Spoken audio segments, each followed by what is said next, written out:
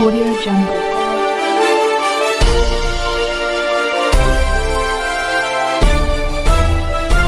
Audio Jungle.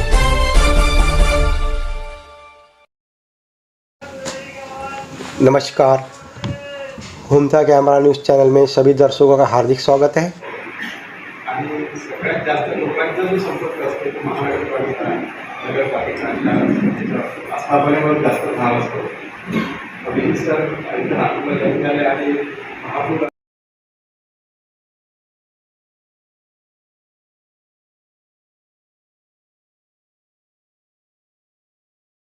For universal access to information असं designate केलेलं आहे.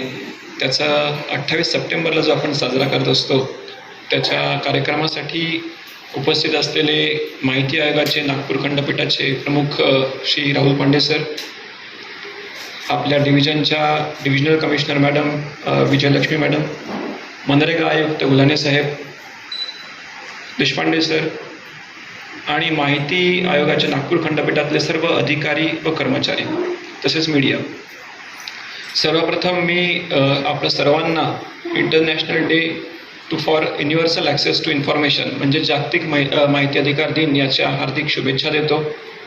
यावेळेसची थीम जसं सांगितलं प्रास्ताविकामध्ये की use of digital space in right to information हा एक मेजर थीम जी आहे ती घेण्यात आलेली आहे.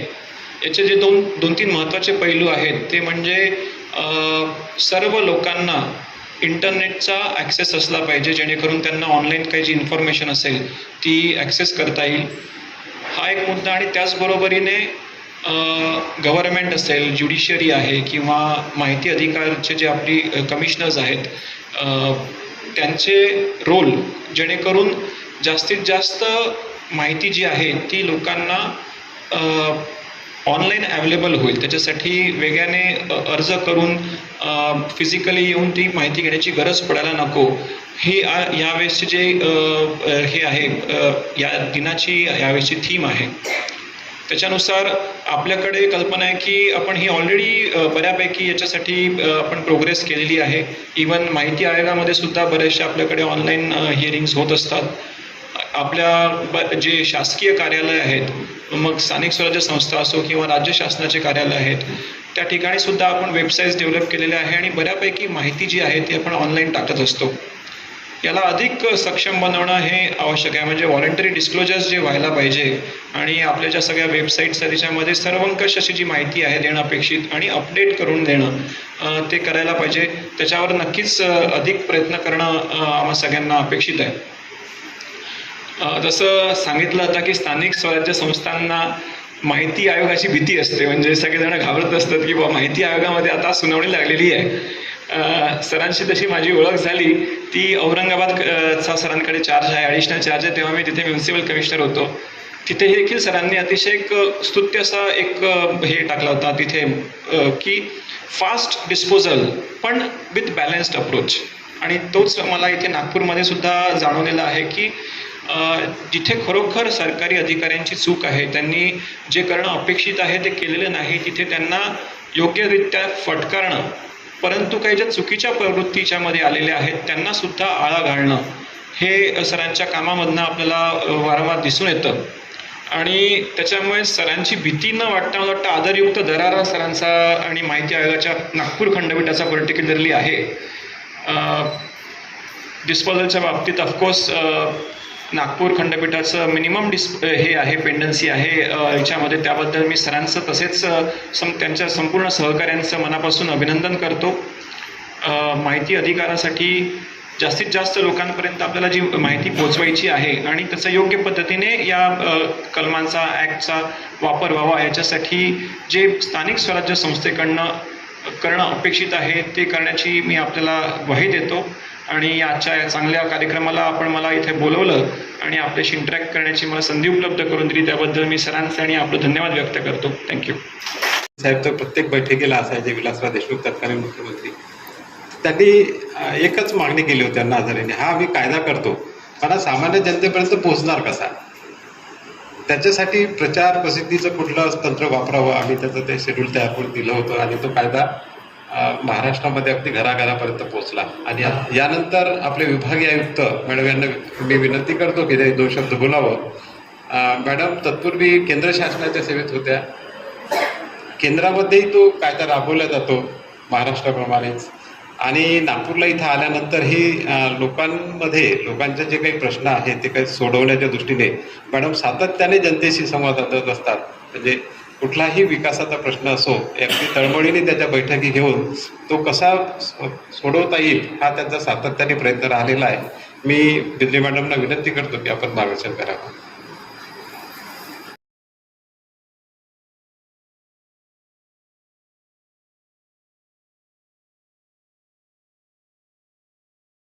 Very good afternoon to all of you. आज जो है 28 सितंबर को this is specially called as day for international, it's international day for universal access to information. सबसे बढ़िया चीज़ जो है कि हम लोग बोल रहे हैं कि आपको RTI डे और एक आएगा फिर अक्टूबर में आएगा, लेकिन ये है कि universal access to information. Why we are saying this is because ये एक एक्सेप्ट किया गया है कि एक यूनिवर्सल वैल्यू है. It's like a human right. It's like the rights you have, same way it is like a right to have access to information. So सबसे पहले जो एक right to information जो दिया था कंट्री है वो स्वीडन को 1766 1766 में उन्होंने शुरू किया था स्वीडन में. And it date so back. So Sweden से शुरू हुआ. अभी करीब 100 कंट्रीज़ है, 100 कंट्रीज़ है पूर्ण विश्व जे आहे जिथे RTI को रिकग्नाइज किया गया है कि उनके पास एक ना एक लॉ है जहाँ पर उनका जो पब्लिक को इन्फॉर्मेशन मिल सकता है गवर्नमेंट के काम के बारे में और अपने जो गवर्नमेंट कैसे खर्चा कर रही है, क्या काम कर रही है, इसके बारे में जानने के लिए. तो that is the first step. But yes, now it is been accepted as a universal right कि सबको ये राइट होना चाहिए कि हमें ये इन्फॉर्मेशन का अधिकार है. इसीलिए you call it right to information. So the fact that they are calling it a right, you must understand that impact which it has on the way our democracy is run, the way the government is run, the way we can control what is happening around us. So पहले भी information था, कुछ लोगों को access था, but आज सबको access है. एक्सेस भी कैसा? Access must be affordable access. अगर हम बोलते चलो भाई आपको RTI है लेकिन हर क्वेश्चन के लिए आपको 10,000 रुपये देना पड़ेगा, तो that is not universal access. आप आज देते हैं 10 रुपये 20 रुपये का आप टिकट लगाते हैं और आप इन्फॉर्मेशन मांगते हैं, कुछ भी इन्फॉर्मेशन मांगते हैं. अगर वो 2000 पेज का भी रहेगा, वो 200 पेज का भी रहेगा और पर पेज लेते हो उसका जो डेटा है. So the idea is not only just having universal access to information, but it is also to have a affordable way to access this information. So with that background आपको पता है कि RTI का progress इतना हुआ है 2005 के बाद. अभी से सेंट्रल गवर्नमेंट में पहले काम करती थी, तो सेंट्रल गवर्नमेंट में जो पूरा है करीब 16 से 20 लाख एप्लीकेशन हर साल आते हैं. 16 से 20 लाख लोग एप्लीकेशंस लेते हैं, RTI में एप्लीकेशन करते हैं. बट एक चीज़ बहुत अच्छी है उधर कि उधर RTI ऑनलाइन जो है बहुत बढ़िया चलती है. तो मैं इसरो में भी जब थी तो ऑनलाइन एप्लीकेशंस आते थे, तो ऑनलाइन रिप्लाई दिया जाता था. तो हमारे सब जो इन्फॉर्मेशन ऑफिसर्स थे, एवरीबडीज़ ईमेल आईडी वाज लिंक्ड. जैसे आपको अपना डिपार्टमेंट चूज़ करना है और डिपार्टमेंट चूज़ करने के बाद उसके अंडर कोई ऑर्गेनाइजेशन है, फिर उसके बाद क्या सब्जेक्ट है, आपको उसको इन्फॉर्मेशन के लिए आपको ईमेल करना है. ईमेल करने के बाद गलती से किसी और के पास पहुंच गया तो भी वो इंश्योर करेंगे सही आदमी के पास चले जाए. चलो आपको पता नहीं कि इसरो के अंदर सैटेलाइट कौन बनाता है, रॉकेट कौन बनाता है, फ्यूल का काम कौन देखता है, आपको पता नहीं है, लेकिन आपने इसरो को एक लगा दिया है RTI का इन्फॉर्मेशन कि चंद्रयान 2 का फेलियर का रीज़न क्या है. तो उसके बाद आप लगाएंगे तो इसरो से आएगा, फिर URO सैटेलाइट सेंटर में जाएगा, फिर हमारे प्रोजेक्ट टीम में जाएगा, फिर उसका रिप्लाई आएगा. So one thing about RTI online is, एक तो है आपको मॉनिटर करना बहुत ईजी हो जाएगा कि कोई छुपा नहीं सकता कि मेरे पास डेट ये एप्लीकेशन आया कि नहीं. आज जब हम लोग डेटा देते हैं तो हमारे जो नीचे के जो क्लर्क से, अव्वल कारकुन है, तहसीलदार से, सब लोग जो इन्फॉर्मेशन देते हैं वही हम लोग आगे करते हैं. अगर कोई इन्फॉर्मेशन आया ही नहीं बोलेंगे तो जो एप्लीकेशन आया ही नहीं बोलेंगे तो उसको ट्रैक करना बहुत मुश्किल हो जाता है. तो अगर हम RTI ऑनलाइन में मूव करते हैं पूरा, तो ये होता है कि आपका कब आया रिक्वेस्ट और कब आपका प्रोसेस हुआ है और कब उसका निपटारा हुआ है, पूरा आपको ऑनलाइन पद्धति से पता भी रहेगा. I would encourage that as a next step even Maharashtra में भी बहुत सारे डिपार्टमेंट्स को RTI ऑनलाइन को इफेक्टिव करना चाहिए, बिकॉज आज जब बहुत लोगों के पास ईमेल है, बहुत लोग इंटरनेट का भी एक्सेस है। जैसे अभी अभिजीत ने बताया, अगर इंडिया में यूनिवर्सल एक्सेस करना है तो इंटरनेट का भी यूनिवर्सल एक्सेस होना चाहिए। जब हम बोलते हैं कि आपकी वेबसाइट पे लगाइए, तो अभी थोड़ी देर पहले राहुल सर से डिस्कशन हो रहा था कि हम लोग जितने इन्फॉर्मेशन जो पीरियडिकली लोग मांगते हैं हमसे, उस इन्फॉर्मेशन को हम लोग प्रोएक्टिवली हमें देना चाहिए अपने वेबसाइट पे, ताकि हमारे एप्लीकेशन कम हो जाए। बट सर को मैं ये भी बोलना चाहती हूँ कि वो क्वेश्चन जो रहते हैं वो बहुत नॉर्मल इन्फॉर्मेशन का नहीं रहता है, तो कभी भी वो जो हमने वेबसाइट पे लगाया उसके थोड़ा हटकर ही रहता है question usually. But yes, definitely proactively अगर हम डिक्लेयर करेंगे तो हमारा बर्डन भी कम हो जाएगा, हमारे पास एप्लीकेशंस भी कम हो जाएंगे। एंड बट वो वेबसाइट पे आपने लगाया, वेबसाइट का इन्फॉर्मेशन किसको अवेलेबल है? Unless you have access to internet, unless everybody has access to internet, या आप एक सिटी में हो या कोई भी जगह पे गवर्नमेंट ऑफिस में कुछ तो आपको टर्मिनल्स नोट रखना चाहिए जो फ्री एक्सेस मिले, वहाँ से लोग चेक कर पाए या ईमेल चेक भेज पाए। तो जब तक आपको इंटरनेट का एक्सेस नहीं मिलता है तो देन आपका वेबसाइट का इन्फॉर्मेशन किसी को पहुँच नहीं सकता है। So these are all the things. So we are developed country going to be a big country. 1.6 billion population है, ये 1.6 बिलियन पॉपुलेशन को अगर हम एक्सेस देना चाहते हैं तो इसके लिए हमें बहुत ज़्यादा और काम करना है। और अभी सर जैसे बता रहे थे कि he has reduce the pendency so much. अभी 2022 के आपके केसेस चल रहे हैं, तो आप ये सोचिए ना, अगर कोई और इन ऑफिस में 2016 का केस चल रहा है तो what is the point of getting that information? अगर मैंने 2016 में एक इन्फॉर्मेशन आपसे मांगा है और आप अगर 2023 तक अपना इन्फॉर्मेशन निपटारा नहीं कर रहे हैं और या उसका आप एक रिप्लाई नहीं आ रहा है अपील में, तो मुझे 6 साल के बाद वो इन्फॉर्मेशन मिलके क्या फ़ायदा होने वाला है? So that is why it is extremely important that when we say 30 days में आपका इन्फॉर्मेशन देना चाहिए, बिकॉज इन्फॉर्मेशन इज़ क्रूशियल। आप ये बोल सकते हैं हाँ चलो भाई मैं 1 साल के बाद दूंगा, तो उस 1 साल के बाद उस इन्फॉर्मेशन का कोई रेलेवेंस ही नहीं रहेगा, बदल जाएगा भाई जो डेटा आप दे रहे हैं। एंड इसीलिए वो बोलते हैं 30 डेज़ के अंदर आपको देना है, नहीं तो अगर बहुत कॉम्प्लिकेटेड है तो आप इंटरिम रिप्लाई दे सकते हैं और बाद में और थोड़ा टाइम ले सकते हैं और फाइनल रिप्लाई दे सकते हैं। उसके लिए कुछ there are some provisions in the law where we can take time if the asked information is difficult to compile or takes a longer time. And it is very important that they are disposing it very fast. 2022 या 23 के cases अभी आ रहे हैं, जब current level में आ जाएगा people will be able to see the difference कि हमने RTI में अप्लाई किया, रिजेक्ट हुआ, अपीलेट अथॉरिटी के पास हम गए तो रिजेक्ट हुआ, फिर हम लोग माहिती आयुक्त के पास आए और उधर भी उन्होंने उसको एड्रेस किया। सो देन बाद में सेंट्रल इंफॉर्मेशन कमीशन में भी जाता है। तो ये जो 3-4 स्टेज है, इनको कंप्लीट करने के लिए बहुत टाइम नहीं लगना चाहिए। 1 महीना मेरा ऑफिस में लगा तो और 1 महीना अपील में, और 1 महीना सर के पास, और 1 महीना दिल्ली में। कोई भी किसी प्रकार का इन्फॉर्मेशन दो, अगर आपको देना है नहीं देना है उसके बारे में तो निर्णय कर लो 4 महीने में। तो it is very important we bring it to that level, and I congratulate sir and his entire team for doing such a wonderful work, not just for Nagpur, for Amravati and for Aurangabad also. It is very heavy, it is a very heavy charge to do 3 divisions कि आम्हाला एक ही division संभालते बस हो रहा है, तो 3 संभालना काफ़ी डिफिकल्ट होता है, because the purview is so much. And I really don't want to expand too much, but what I mean to say is, एक तो है RTI ऑनलाइन इफेक्टिव करना, एंड दूसरा मुझे बहुत बार लगता है कि हम सिर्फ गवर्नमेंट अथॉरिटीज़ को आप मांग सकते हैं या information, but see if I am a share holder in a company, it's a public money, but the private companies today, nobody, your listed companies have no obligation and a right to information to give you data. Say, suppose if I have invested in, say, XYZ, say, company, and if this company is holding public money, I feel like somewhere they should also come under the RTI, because today what are you doing with the public money, that we need to know. आपका company अच्छा कर रहा है नहीं कर रहा है, आप तो अपना पब्लिश कर रहे हैं अकाउंट्स, शेयर होल्डर्स को इन्फॉर्मेशन डिस्क्लोज कर रहे हैं, बट मुझे स्पेसिफिक इन्फॉर्मेशन पूछना है कि आप कैसे कर रहे हैं, आपका प्रोसेस, इंटरनल प्रोसेस कैसे है, आप टेंडर्स कैसे कर रहे हैं, आप नियुक्तियाँ कैसे कर रहे हैं, आप लोगों को जो पेमेंट दे रहे हैं, सैलरीज दे रहे हैं, किस प्रकार के दे रहे हैं, कौन से स्लैब में दे रहे हैं, आपके CEO को कितना मिल रहा है, बाकी लोगों को कितना मिल रहा है। तो we need to have more transparency in the way in the organisations where public money is involved. तो आगे जाके there is a future that we must also look at places where public money, public funds, are involved, and we should be able to have access to that kind of information also. Anyway, I wish all of you a very happy International Day for Universal Access to Information, and thank you very much for making me a part of this celebration. Thank you very much.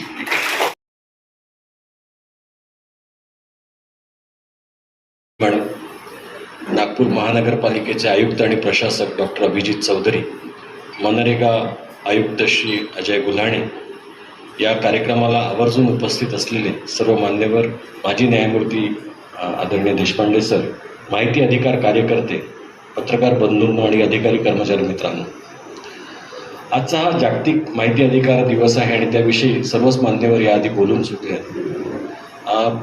मॅडमनी जे मुद्दे उपस्थित केले आहे मी त्याच मुद्द्यांवर थोडंसं पुढे जाऊ. आत्ताच सर्वोच्च न्यायालयाने त्यांच्या 17 ऑगस्ट 2023 रोजीच्या निर्णयात असं म्हटलं आहे की सुमोटो म्हणजे स्वयंप्रेरणेने आपण जास्तीत जास्त माहिती जी साधारण मागितली जाते ती जर आपण जनतेसाठी उघड केली तर माहिती अधिकार च्या अर्जांमध्ये आणि त्या अनुषंगाने होणाऱ्या प्रक्रियेमध्ये घट होईल. पण मॅडम म्हणाले ते बरोबर आहे की साधारण त्या माहिती व्यतिरिक्त लोक त्यांना वेगळ्या प्रकारची माहिती हवी असते.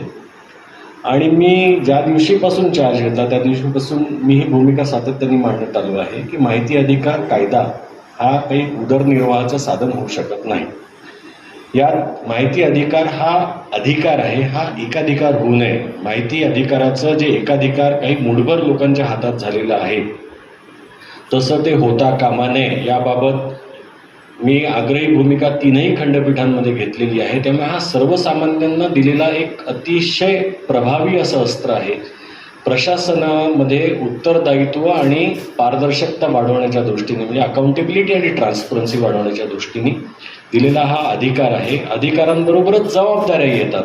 जसं बाबासाहेब नेहमी म्हणायचे की घटना ही चांगली किंवा वाईट नसते, ती राबवणारे लोक चांगली किंवा वाईट आहे त्याप्रमाणे ठरते. त्यामुळे ह्या कायद्यात काही फार त्रुटी नाही आहे. तो कायद्याचा ज्या पद्धतीने वापर केलेला आहे आणि आपण सर्वांनी सांगितलं की महाराष्ट्रात घरोघरी म्हणजे इतका जास्ती पोचलेला कायदा आहे हा. तर पण त्याच्या दुरुपयोगाच्या ज्या आपल्याकडे जे किस्से येतात आणि विशेषतः प्रशासनामध्ये काम करणाऱ्यांना त्याचे कटू अनुभव जास्ती आलेले असतात. त्या सगळ्यांची बाजू घेऊन आपण गुल्हाणे सरांनी म्हटलं त्याप्रमाणे एक बॅलन्स्ड अप्रोच आपण घेतलेला आहे. माहिती जास्तीत जास्त लोकांपर्यंत पोचावी, स्वयंप्रेरणेने पोचावी, वेळेत पोचावी. कारण मॅडम म्हणाले त्याप्रमाणे 2016च्या अपिलांवर 2023मध्ये तुम्ही निर्णय देऊनही काय फायदा. इन्फ्रॅक्च्युअस आहे, ती माहिती इरेलेव्हंट आहे. त्यामुळे ती शक्य तितक्या लवकर पोचावी म्हणून आम्ही नवीन अप्रोचसुद्धा घेतलेली आहे. मागच्या वर्षी मी सांगितलं होतं की आम्ही ऑनलाईन हिअरिंग घेणार आहे, हायब्रिड हिअरिंग घेणार आहे. साधारण मागच्या वर्षभरात 3ही खंडपीठ मिळून आम्ही 6,000 ते 7,000 अपिलांची सुनावणी ऑनलाईन घेतलेली आहे आणि त्यावर ऑनलाईन निर्णय पारित केलेले आहे. औरंगाबादची मला बऱ्यापैकी पेंडन्सी कमी करता आली. अमरावतीची आम्ही झपाट्याने कमी करतो आहे. नागपूरची फार नाहीच आहे, त्यामुळे ती आम्ही फार लवकर कमी करणार आहोत. आता आमचा या पुढच्या कालावधीतला भर जो आहे हा कलम 4च्या अंमलबजावणीबाबत राहील की लोकांना माहिती अर्ज दाखल करण्याची फारशी गरजच पडू नये. प्रशासनाद्वारे त्यांच्या अनेक विभागांद्वारे आम्ही त्याचं कॅटेगरायझेशनही करतो आहे की नेमक्या कोणत्या प्रकारचे माहिती अधिकार अर्ज हे दाखल होतात. तर त्या स्वरूपाच्या माहिती उघड करण्यासंबंधी राज्य माहिती आयोगाने भूमिका घेतलेली आहे. 6 तारखेला एक महत्त्वपूर्ण बैठक देखील मुंबईत त्याबाबत ठेवलेली आहे. तर महाराष्ट्र शासन आणि राज्य माहिती आयोग मिळून याबाबत एक सर्वसमावेशक अशा दिशानिर्देश देखील जारी करणार आहेत. त्यामुळे एकंदरीतच प्रशासनातली माहिती आपण अशा कालावधीतून गेलो आहे की प्रशासनाजवळ असलेली माहिती उघड करूच नये पासून तर नागरिकांचा असा आग्रह असतो की सर्वच माहिती उघड केली पाहिजे. या 2 टप्प्यांमधला हा प्रवास आहे.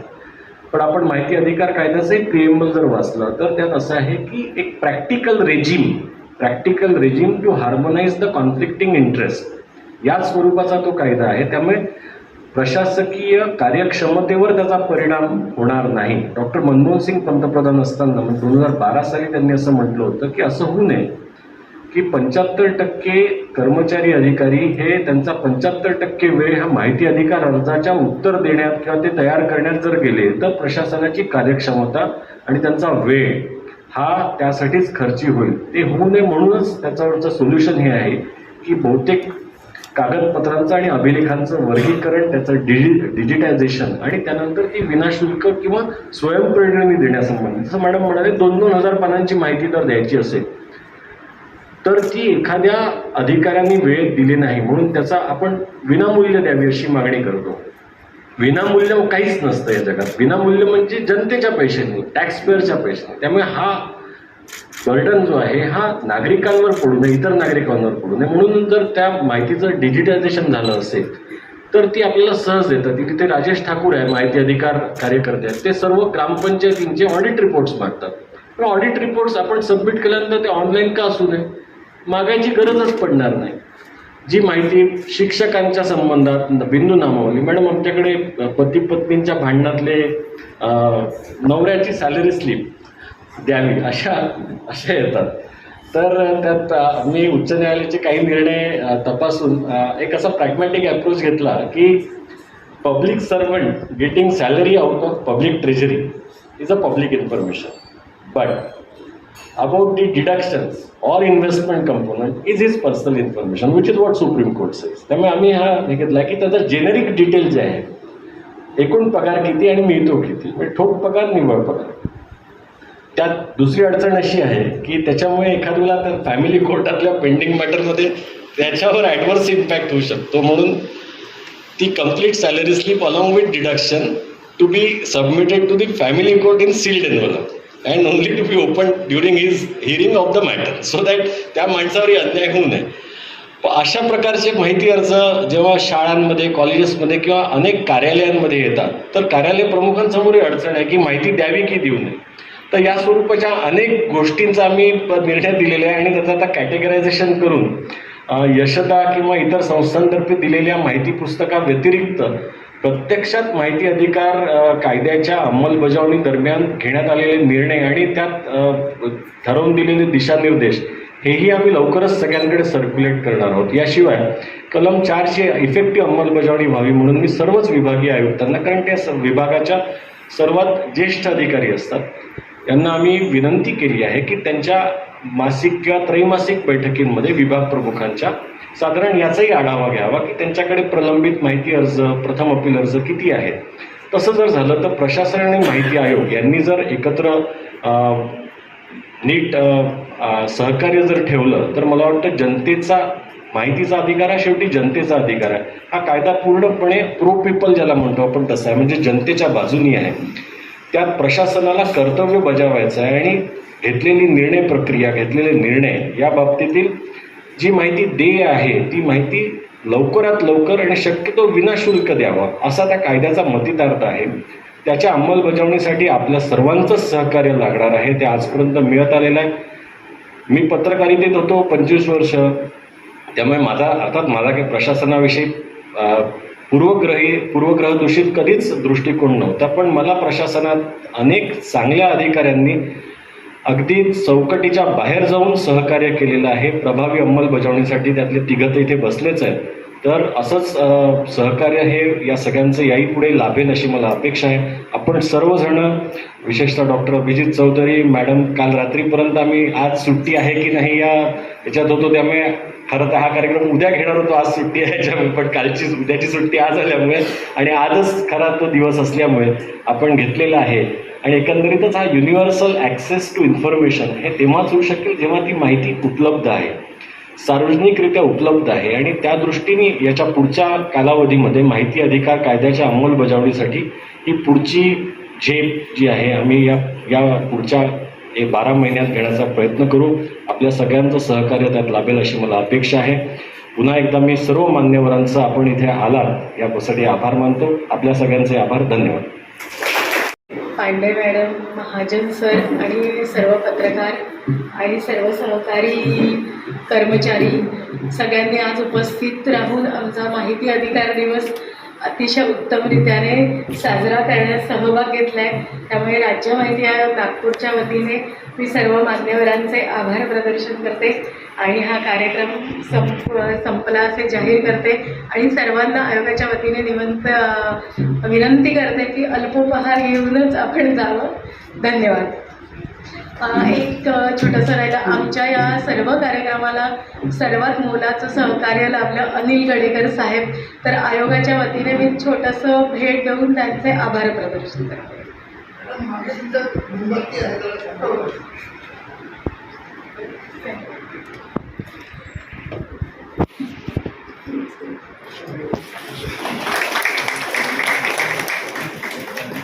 धन्यवाद.